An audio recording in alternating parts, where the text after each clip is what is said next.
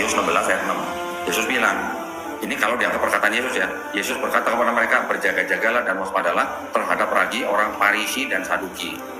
Ternyata Paulus orang Farisi. Jadi ada perbedaan antara ajaran Yesus dan ajaran Paulus. Yesus bilang, lu kalau nggak tobat, lu nggak masuk surga. Paulus bilang, lu kalau nggak ngaku Yesus Tuhan dan Juru Selamat, lu nggak diselamatin. Kan beda. Terus satu lagi, di dalam Matius pasal 5 ayat 17, di sini Yesus mengatakan apa? Jangan kamu menyangka aku datang untuk meniadakan hukum Taurat. Aku datang bukan untuk meniadakan hukum Taurat, tapi untuk menggenapi. Selama langit dan bumi belum hancur, satu iota itu huruf terkecil dalam bahasa Ibrani, tidak akan dihilangkan. Dianggap kata Yesus, Pak. Paulus bilang di Efesus pasal 2 ayat 15, Yesus yang mati di atas kayu salib itu sudah membatalkan hukum Taurat, kata Paulus. Shalom saudara-saudara, salam jumpa dalam kasih Tuhan Yesus Kristus. Saudara sudah dengar tadi di depan apa yang disampaikan oleh Don Ditan. Saya menangkap ada 2 poin. Yang pertama adalah dia berkata bahwa Yesus mengajarkan kalau kamu nggak bertobat maka kamu nggak akan masuk ke dalam kerajaan surga. Kemudian dia kontraskan dengan apa yang disampaikan oleh Rasul Paulus bahwa kalau kamu tidak mengaku bahwa Yesus itu adalah Tuhan Juru Selamat, maka kamu tidak akan diselamatkan. Nah, apa yang disampaikan oleh Don Ditan itu yang dia kutip dari perkataan Yesus itu kurang lebih diambil dari Matius pasal 11 ayatnya yang ke-20.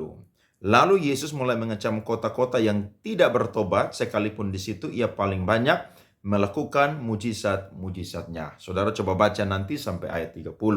Dan apa yang dia kutip dari perkataan Paulus itu, kira-kira dia mengambilnya dari surat Roma pasalnya yang ke-10 ayatnya yang ke-9. Saya coba bacakan untuk kita semua. Sebab jika kamu mengakui dengan mulutmu bahwa Yesus adalah Tuhan dan percaya dalam hatimu bahwa Allah telah membangkitkan dia dari antara orang mati, maka kamu akan diselamatkan. Jadi yang dipersoalkan oleh Don Ditan adalah narasi dari Tuhan Yesus yang berbeda dengan Rasul Paulus. Dan juga narasi dari Rasul Paulus yang seakan-akan itu berbeda dengan narasi daripada Tuhan Yesus Kristus. Sebenarnya tidak, saudara-saudara. Kalau kita belajar bahwa apa yang disampaikan oleh Tuhan Yesus Kristus itu sama dengan yang disampaikan oleh Rasul Paulus. Apa yang disampaikan oleh Rasul Paulus itu sama dengan yang disampaikan oleh Tuhan Yesus. Hanya perbedaannya adalah konteks. Di mana waktu Yesus mengajarkan bahwa kalau kalian itu tidak bertobat, maka kalian tidak masuk dalam kerajaan sorga. Itu karena ada banyak orang-orang yang ada di daerah Betsaida, Korasim, dan juga Kapernaum. Mereka itu sudah banyak mendapatkan bahkan melihat mujizat yang dikerjakan oleh Tuhan Yesus Kristus. Tetapi mereka tidak mau bertobat. Mereka hanya butuh mujizat, tetapi mereka tidak mau menerima atau percaya sang pemberi mujizat atau sumber mujizat tersebut. Sedangkan apa yang Paulus katakan itu konteksnya adalah untuk orang-orang Kristen yang ada di Roma. Bagaimana mereka itu sedang diajari oleh Rasul Paulus bahwa keselamatan itu bukan lagi mereka harus melakukan hukum Taurat. Karena Roma pasal 10 ayat yang keempat berkata, sebab Kristus adalah kegenapan hukum Taurat sehingga kebenaran diperoleh tiap-tiap orang yang percaya. Akhirnya dia katakan di ayat yang ke-9 tadi bahwa modal untuk seseorang itu bisa diselamatkan bukan karena melakukan hukum Taurat, tetapi adalah iman yang percaya bahwa Yesus itu adalah Tuhan, Allah dan Juru Selamat. Kesimpulannya sama. Kalau di Matius 11 ayat 20, mereka yang terima mujizat, mereka tidak mau percaya Yesus adalah Mesias yang sudah datang.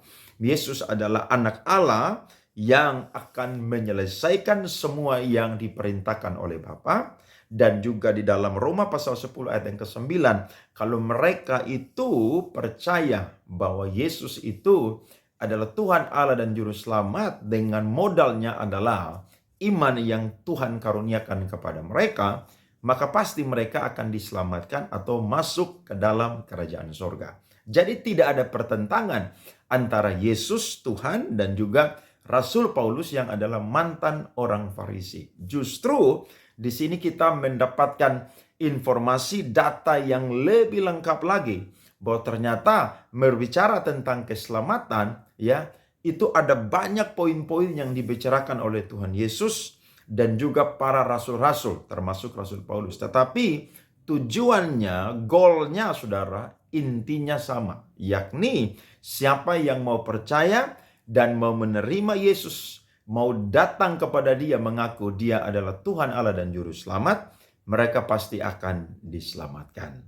Itu yang pertama yang disampaikan oleh Dondi Tan dan saya bisa memberikan jawaban. Yang kedua, kalau saudara mendengarkan video tadi, Dondi Tan itu mengutip Matius pasal 5 ayatnya yang ke-17 dengan membandingkan apa yang disampaikan oleh Rasul Paulus itu di dalam Efesus 2 ayat 15. Saya coba bacakan Matius pasal 5 ayatnya yang ke-17. Janganlah kamu menyangka bahwa aku datang untuk meniadakan hukum Taurat atau kitab para nabi.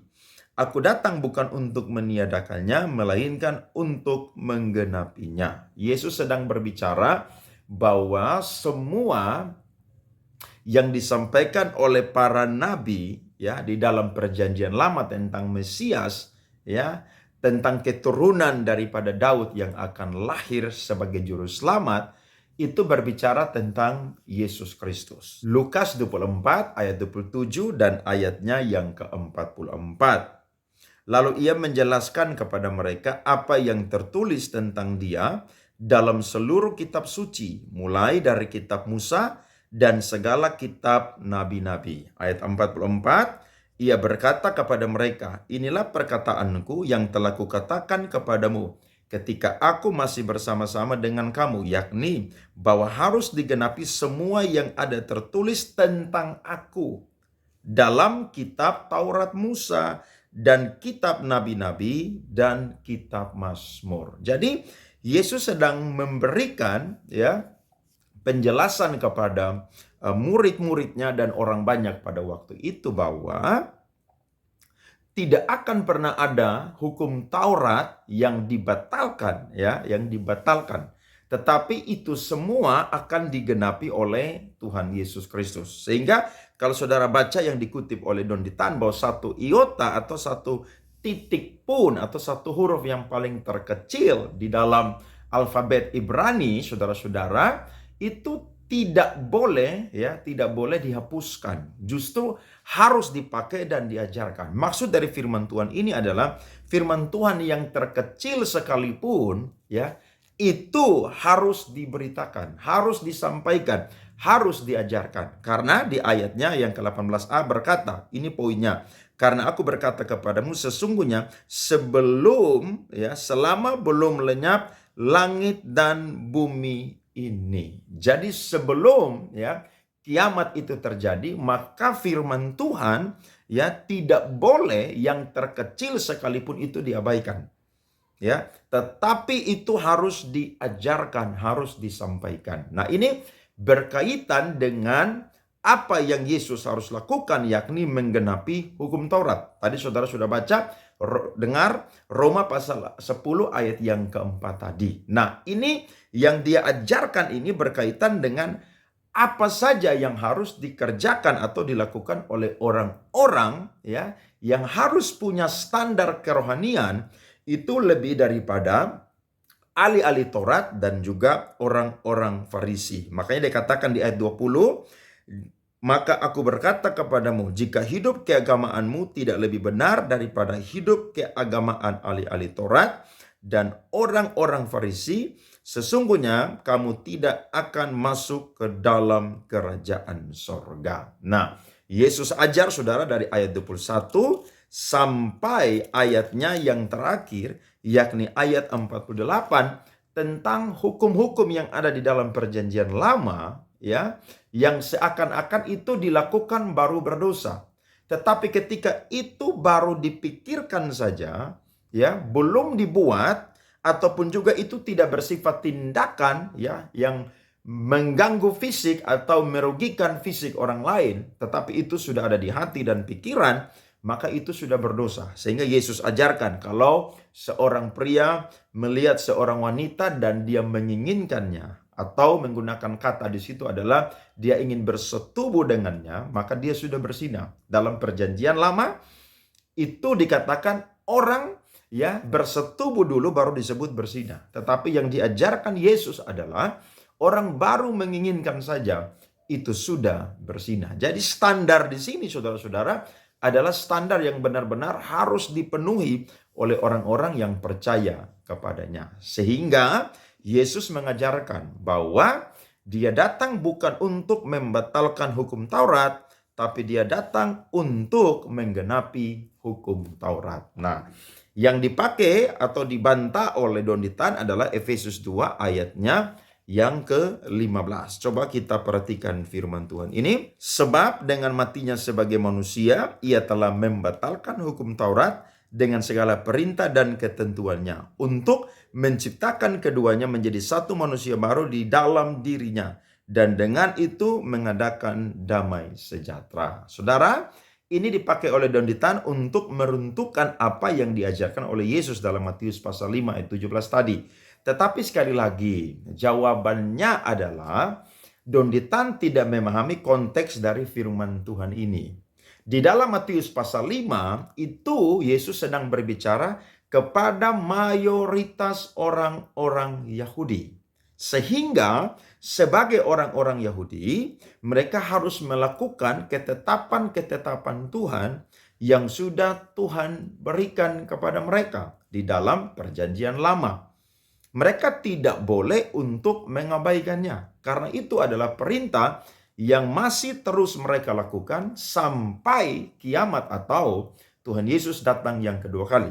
Sedangkan di dalam Efesus pasal yang ke-2 ayat yang ke-15 tadi, saudara melihat bahwa firman Tuhan ini sangat sederhana ketika kita mempelajarinya. Di situ ayat yang ke-11 berkata, karena itu ingatlah bahwa dahulu kamu sebagai orang-orang bukan Yahudi. Firman Tuhan ini disampaikan kepada orang-orang bukan Yahudi. Menurut daging yang disebut orang-orang tak bersunat oleh mereka yang menamakan dirinya sunat. Orang-orang Israel menyebut orang-orang non-Yahudi adalah goyim atau mereka adalah bangsa kafir.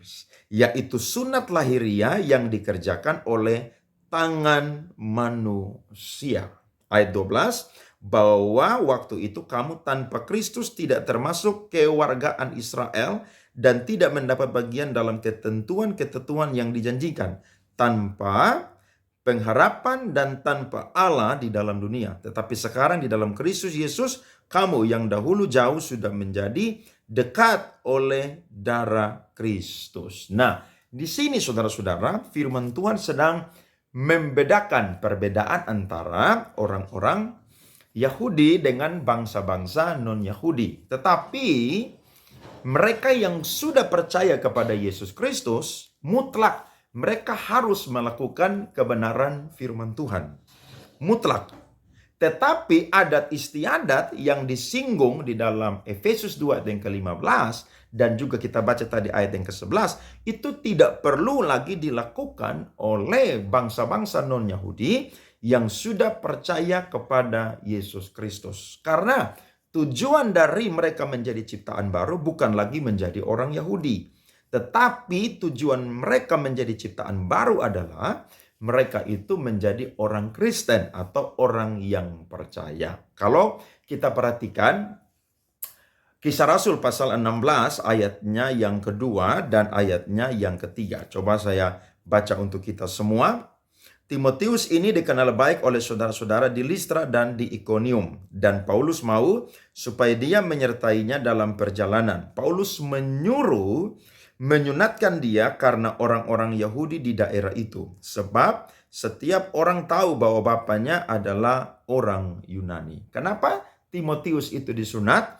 Karena bapaknya orang Yunani tetapi ibunya adalah orang Yahudi. Bandingkan dengan Galatia pasal 2 ayatnya yang ketiga, firman Tuhan berkata, tetapi kendati pun Titus yang bersama-sama dengan Rasul Paulus adalah seorang Yunani, namun ia tidak dipaksa untuk menyunatkan dirinya. Saudara perhatikan di sini, Titus bukan orang Yahudi, sehingga dia itu tidak perlu untuk disunat lagi. Sedangkan Timotius secara lahiriah dia adalah orang Israel, walaupun terjadi perkawinan campur antara ibunya dengan ayahnya atau bapaknya. Tetapi darah Yahudi itu ada di dalam pribadi dia, sehingga dia itu wajib untuk disunatkan. Jadi apa yang disampaikan oleh Donditan itu ya justru ya melengkapi apa yang firman Tuhan itu ajarkan ya. Jadi saya mau berkata kepada kita bahwa Alkitab ini tidak pernah bertentangan, ya, tidak pernah bertentangan. 66 kitab yang kita pakai ini saudara-saudara itu tidak pernah bertentangan. Justru apa yang disampaikan dalam perjanjian lama itu digenapi di dalam perjanjian baru. Puji Tuhan, ini tanggapan dari saya. Kiranya memberkati saudara-saudara semua. Tuhan memberkati.